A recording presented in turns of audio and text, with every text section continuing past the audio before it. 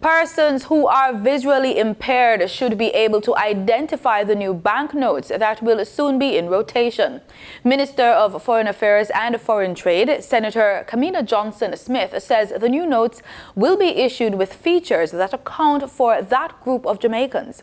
The consultation was done with the Jamaica Society of the Blind. They have signed off on the mechanisms that are being used. The material that is being used is also one which is resistant to wear.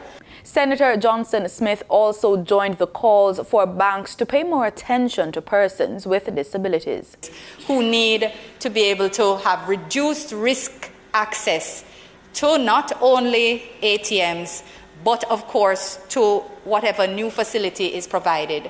I know some take it into consideration with their mobile apps to make sure that they are sound enabled, which has a risk factor unless you're wearing an earpiece like Senator Morris, like you are, because clearly if you are less savvy and you are using a voice activated feature in the hearing of others, that is quite an exposure. So it's something that has to be thought about very seriously and very carefully.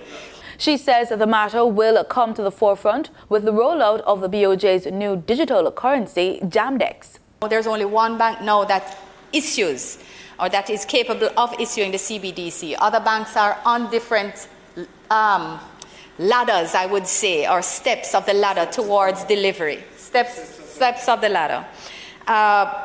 And we do hope that they are listening today and that they too will take good note. That when we speak about financial inclusion, it should not only be an economic denomination.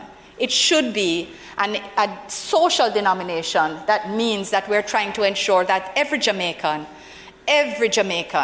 whether with disabilities or not, has access to financial services.